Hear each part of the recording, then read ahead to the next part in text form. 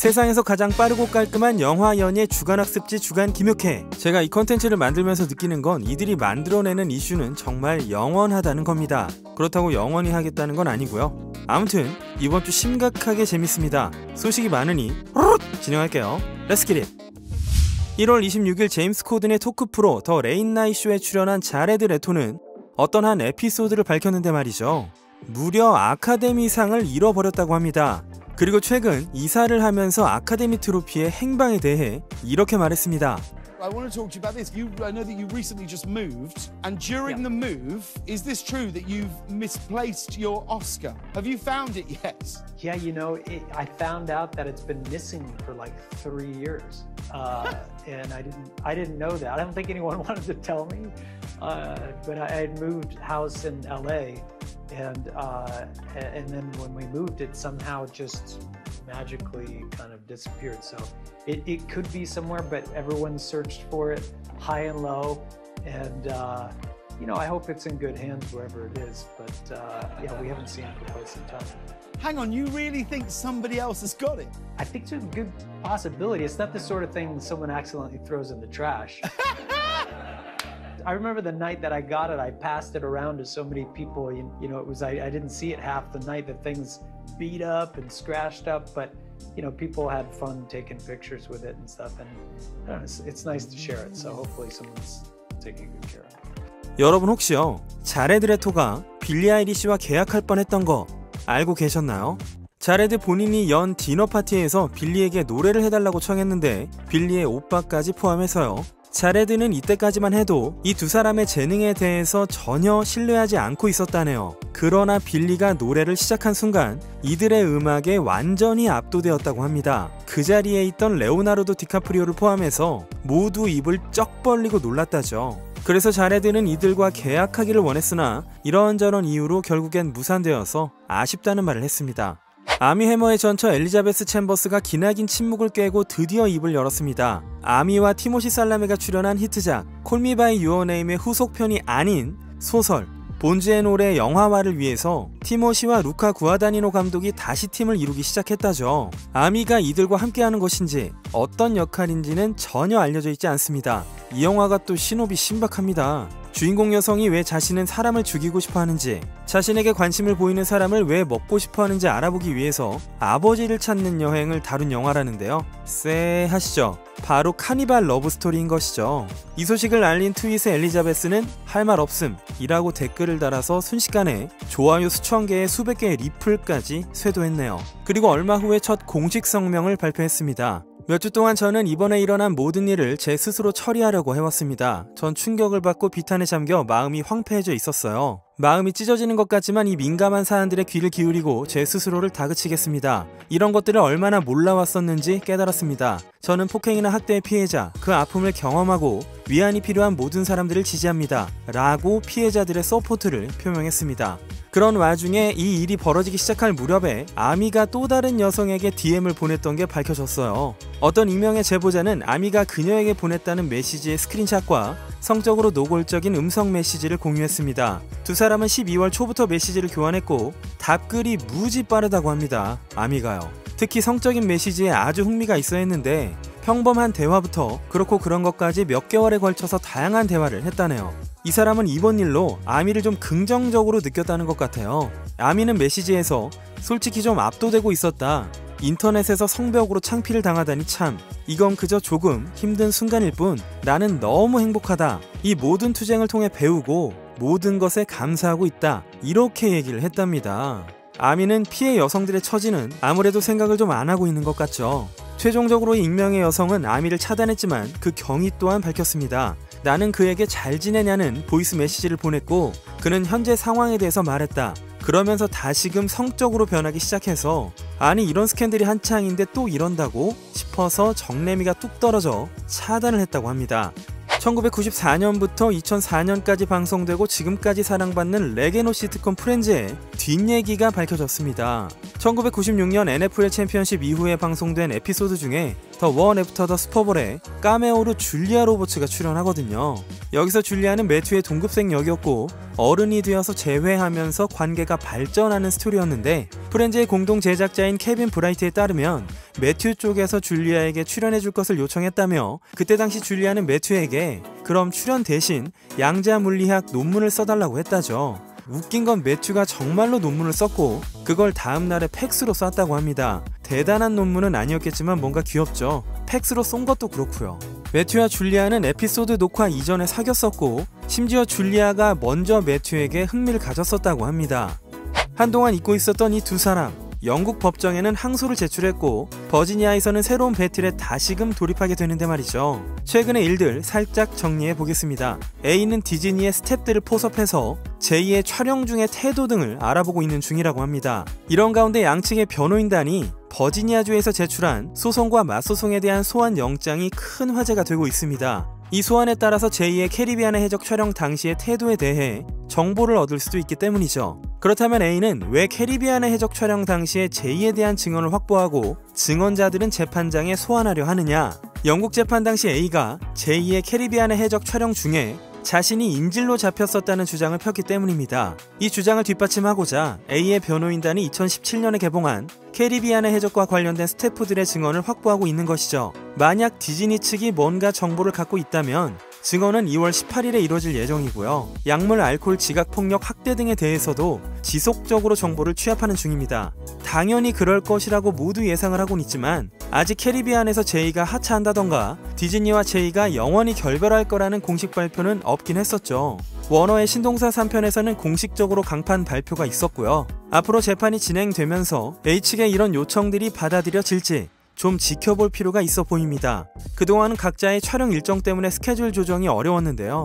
지금 제이가 신동사 3편에서 빠졌으니까 A의 아쿠아맨2 일정만 피해서 재판을 벌이면 되는 상황이 됐습니다.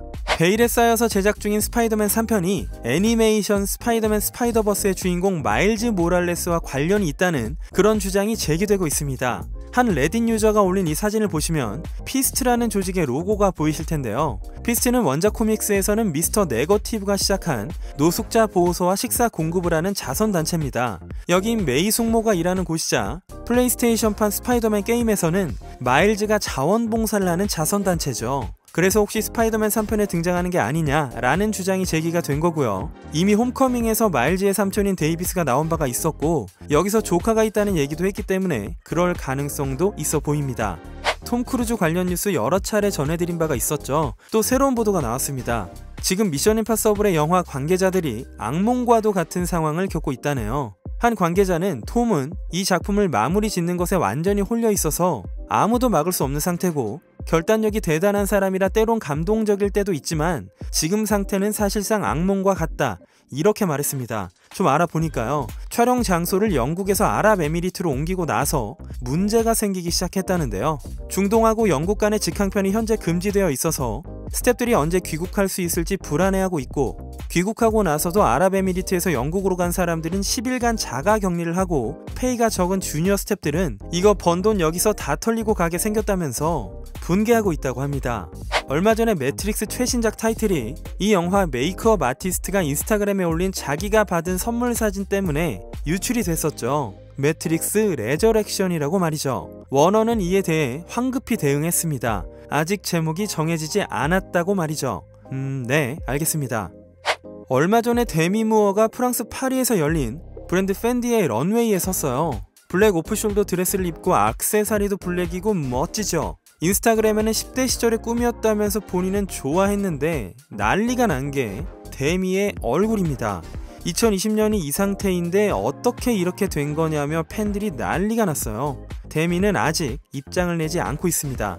메간 폭스 불륜설, 지난 얘기는 이전 영상을 참고해 주시고요. 지난주 금요일에 메간이 왼손에 큰 반지를 끼고 있는 모습을 공개해서 머신건 켈리랑 약혼한 게 아니냐, 이런 소문에 불이 붙었죠. 데일리메일 측은 둘은 아주 진지하고 결혼도 할 수 있지만 아직까지는 아니라고 생각하는 모양입니다. 확실히 이혼을 매듭지어야 가능하겠죠.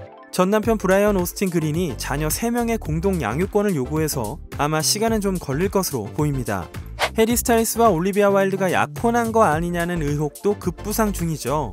이 역시 이전 영상을 참고해주시면 되겠고요. 가십 잡지 중에 OK 매거진이라고 있는데 여기서 해리와 올리비아가 결혼할 거다 라는 기사를 때립니다. 뭔 증거도 없으면서 이런 팬들의 반응이었는데 얘네는 원래 구라가 일상인 매체라서 넘어가도 상관없을 것 같은데요. 제 채널에도 이거 두 사람 사귀는 거 맞냐, 증거도 없으면서 그러냐 이렇게 댓글들을 적어주셨는데 손잡고 계속 만나고 촬영할 때도 트레일러 왔다 갔다 했기 때문에 그렇게 수많은 언론들이 둘의 관계를 조명한 게 아닐까 싶습니다.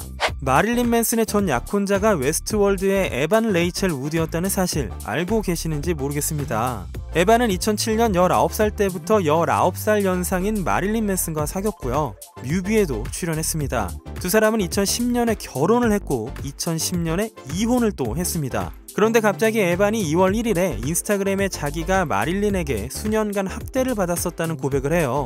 브라이언 워너 또는 마릴린 맨슨으로 알려진 학대자는 나를 10대 시절부터 길들이기 시작했고 몇 년 동안 무섭게 학대했다. 나는 세뇌를 당해서 그에게 복종하도록 조작을 당했다.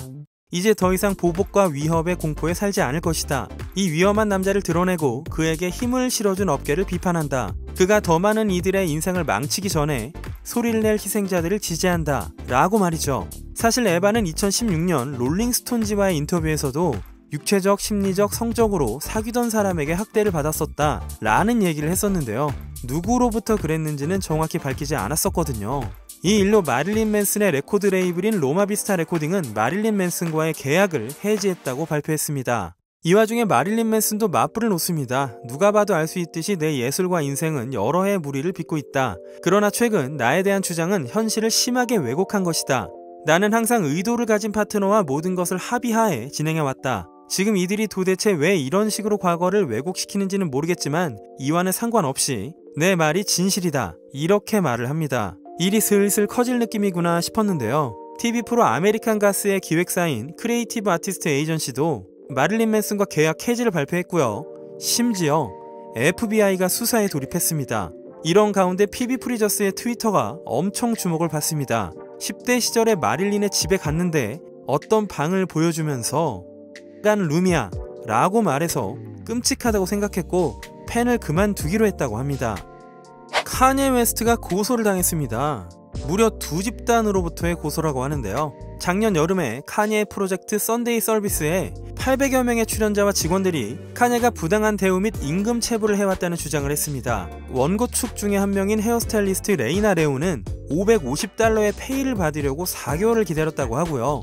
공연팀의 마이클 피어스는 근무시간 관계없이 일률적으로 $250의 일당을 주고 식사, 화장실, 휴식이 일절 허용되지 않았었다고 합니다. 그나마 땅바닥에 앉으라고 하질 않나 늦게 끝났는데도 교통 제공이 안 돼서 집까지 걸어갔다고 합니다. 2019년 11월에 카니에가 만든 오페라 공연이 있었죠. 느부갓네살이라고요. 여기서도 문제가 터졌습니다. 역시 비슷해요. 급여를 제때 안 줬고 초과 근무 무진장 시키면서 일당으로만 퉁치고 식사, 화장실, 휴식 일절 불가. 이게 또 캘리포니아 노동법을 제대로 위반하고 있기 때문에 일이 좀 커질 것 같습니다. 변호인단이 이 두 프로젝트에 대해서 피해 상황을 접수하고 있는데요. 결국 한 1000명 정도의 집단 소송이 되지 않을까 싶네요. 사실 카니에가 이 프로젝트들에 얼마나 개입되어 있는지는 아무도 모릅니다. 그래도 실수든 사고든 의도했던 안 했던 중대 사안이긴 하네요. 얼마 전 보그의 안젤리나 졸리의 인터뷰가 오랜만에 실려서 재밌게 읽었습니다. 인터뷰에서 지금이 인생에서 가장 행복한 시기라고 생각합니까? 그랬더니 안젤리나가 모르겠다 이렇게 말하거든요. 여기서 안젤리나가 말하길 최근 몇 년은 아이들에게 정말 힘든 시기였다고 해요. 브래드 피트와 아이들 양육권 싸움을 벌이고 있기 때문에 그런 거겠죠. 두 사람은 아주 오랫동안 끝이 보이지 않는 재판을 벌이고 있습니다. 아무튼 안젤리나는 그동안 가족이 받은 상처를 회복하는 데 집중해왔고 얼음이 녹는 것처럼 천천히 돌아가고 있는 중이다 라고 말했네요. 벤 애플렉과 헤어진 아나 디 아르마스가 공식 트위터 계정을 삭제했습니다. 한간에는 둘 사이에 무슨 일이 벌어진 거 아니냐 이런 말들이 나오고 있는데요. 확인해보니까 인스타그램은 건재하고요. 벤과 찍은 투샷도 아직 남아 있습니다. 저는 하루에 한 번씩 들어가서 이 사진이 있는지 확인을 하고 있습니다만 아직은 적어도 완전히 끝난 건 아닐지도 모르겠습니다. 호주에서 찍고 있는 토르 4편의 촬영 현장이 공개가 됐는데 여기서 무려 더블 크리스가 목격이 됐습니다. 그런데 팔뚝이 아주 그냥 울퉁불퉁하네요. 한번 매달려보고 싶을 만큼. 역시 지난주에 말씀드린 대로 캐런 길런도 촬영 현장에 있습니다. 인기 가수 저스틴 스카이가 패탐을 걸어서 내가 좀 바쁜데 나중에 걸게 라는 말을 해서 상대의 반응을 보는 장난 동영상을 올렸는데요. 일단 한번 보시죠. Hey, I'm really busy. Can I call you right back? You called me. Hey, I'm super busy right now. Can I call you right back? I didn't call you. Hey, I'm really busy. Can I call you right back? What?